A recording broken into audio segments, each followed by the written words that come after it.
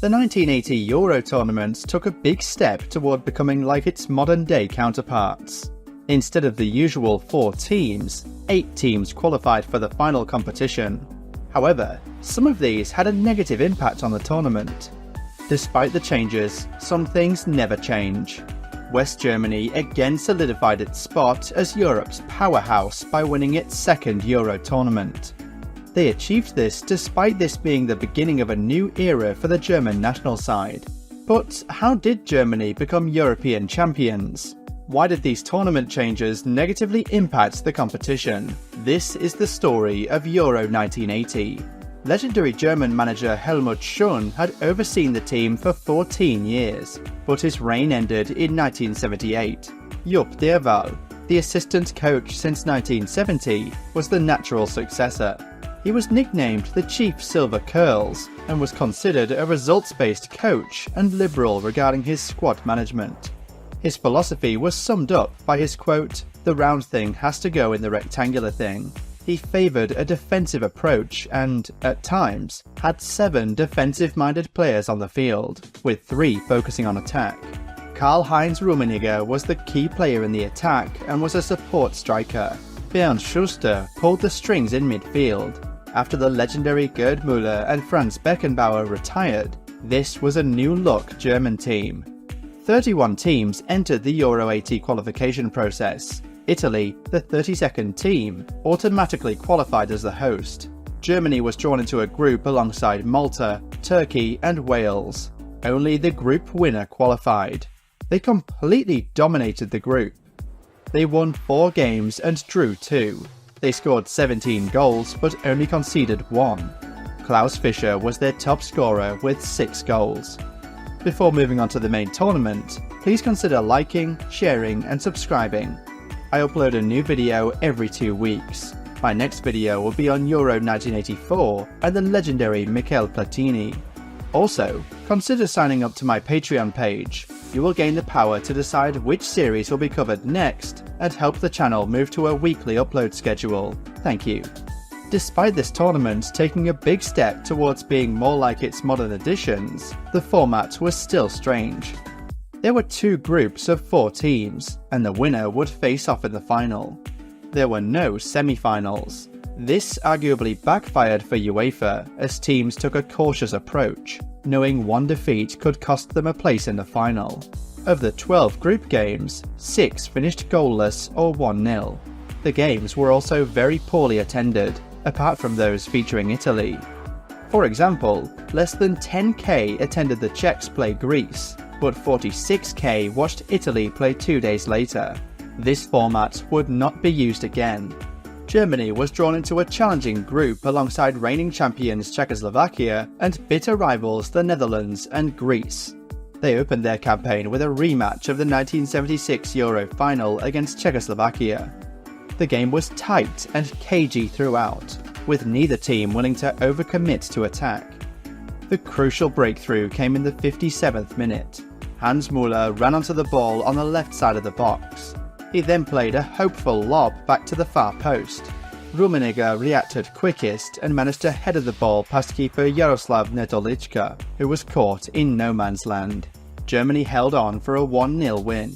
Germany next played eternal rivals the Netherlands. This was the game of the tournament. The Dutch had beaten Greece 1-0, so both teams knew this match was critical.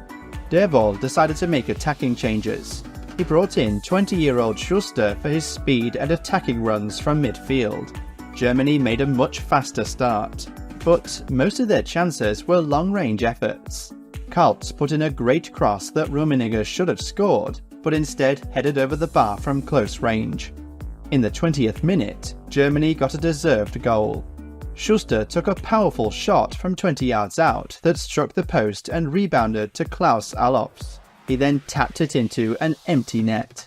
The Dutch had a couple of chances, but Harald Schumacher pulled off a couple of excellent saves. The Netherlands mostly made long-range efforts that missed the target for the rest of the first half. Germany did have a great chance from a corner, but their header was cleared off the line. The Netherlands controlled more of the ball in the second half as they pushed for an equaliser. Germany was happy to hit them on the break. In the 60th minute, Germany counter-attacked, with Schuster driving towards the Dutch penalty box. He then played it out wide to Müller. He controlled the ball and passed it to Alofs, who placed the ball into the far bottom corner to make it 2-0. Just 5 minutes later, it happened again. Schuster made a driving run on the right side of the Dutch box. He skipped over a challenge and played it across to Alofs, who scored from close range to complete his hat-trick and make it 3-0. Despite the significant disadvantage, the Dutch did not give up and staged a furious comeback. They had a header that went wide and forced Schumacher to make some saves from long-range efforts. 19-year-old Lothar Matthäus had been brought on for his first ever German cap. In the 79th minute, he fouled Benny Weinstakers just outside the box, but a penalty was awarded. Johnny Rep fired the penalty in to make it 3-1. Just 6 minutes later, René van der Kerkhoff scored the goal of the game with a powerful strike from 25 yards out that flew into the far bottom corner. It was 3-2. Despite some late pressure, Germany won 3-2. Schuster would comment after the game, "We had the advantage of having a very good mix in the team. We played really well together, we knew each other, and that was the advantage we had for many years. What we had was an excellent nucleus to the team. Germany played Greece in their final game of the group. Unfortunately, UEFA did not schedule the final group games simultaneously. Germany had already seen the Dutch draw 1-1 with Czechoslovakia. Germany knew they were already through to the final. Derval made several changes as he chose to rest players. Greece ended up having the best of the chances. Konstantinos Kouis, Dimitris Nikoloudis, and Ilias Galakos all had chances to score, but Christos Arizoglu came closest with a brilliant swerving effort that hit the post in the 70th minute. The game finished goalless. Germany finished top with 5 points. Group 2 featured Belgium, England, Italy and Spain. Despite featuring 4 strong teams, this group proved to be genuinely tight and cagey as they all took a cautious approach. England opened against Belgium. In the 26th minute, Ray Wilkins scored a sublime goal. A cleared cross came to him on the edge of the box. He took a great touch to chip it over the defenders, and followed it up with another lob over the keeper to make it 1-0. This was one of only 3 goals he scored for England. Despite the goal, the game was marred by crowd trouble as 500 England fans stormed the home end of Juventus Stadium. This was the first instance of English hooliganism in an international tournament. After the game, English fans commented in the newspapers, "We went on a robbing spree. Clothes, smokes, booze, you name it, we robbed it." Belgium equalised through Jan Koolmans in the 29th minute. When Belgium equalised, they started cheering and throwing stuff. That was it. We charged them, and they backed off, kicking and punching, and we tore into them. The game finished 1-1. Spain and Italy played out a dull, goalless draw. Both teams seemed happy with the point. Belgium, the group's underdogs, then played Spain at the San Siro. Belgium played well and had numerous chances through Francois van der Elst and Erwin van den Berg.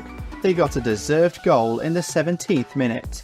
Right back Eric Gerrits ran through on the right side and finished with a low shot.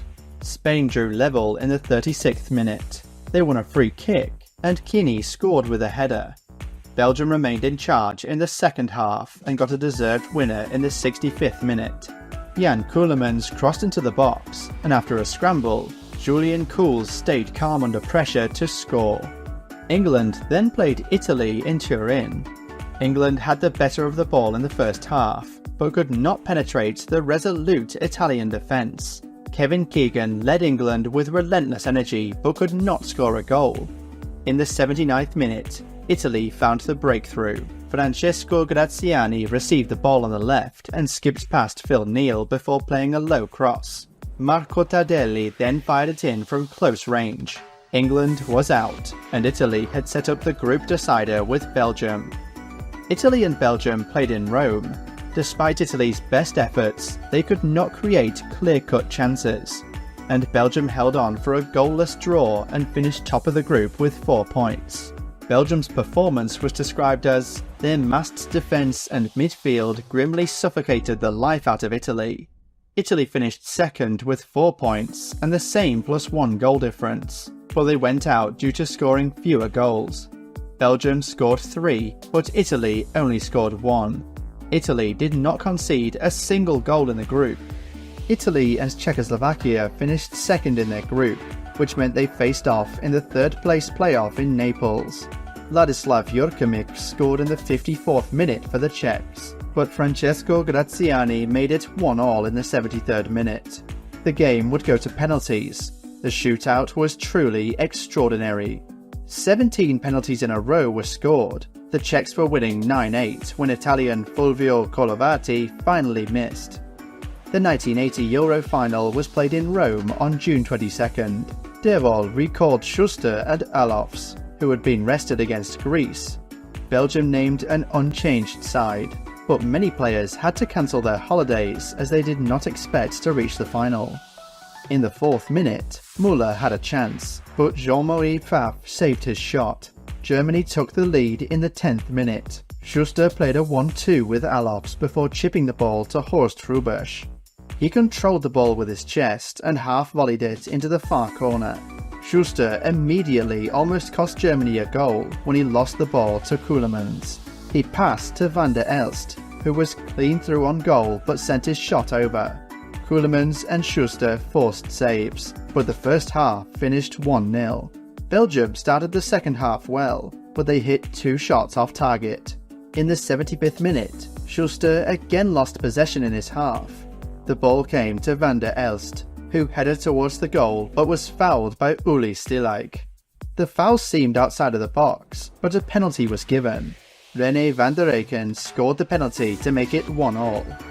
Germany then began to put pressure on Belgium. Müller then had a shot blocked. Piret prevented Rummenigge from scoring. It looked like the game was going into extra time, but with 90 seconds left, Germany had a corner. Rummenigge crossed the ball and found Hrubesch, who made a late run, and he scored the winner with a header from close range. Germany was European champions for the second time in 3 attempts. Horst Hrubesch later commented, "I had played 3 matches without scoring, and if Derval hadn't selected me, I couldn't have argued. But looking back, he made the right choice. In the second half, we definitely saw Belgium's class, and they deserved to equalise. We wouldn't have made it in extra time because it would have been too much." It was very hot that day, and I recall being so tired after the game that it was hard to lift the trophy. Well, that was the story of the 1980 Euro tournament. My next video will be on the 1984 tournament, which Michel Platini defined. So, if you would like to know more, please subscribe and hit that notification bell.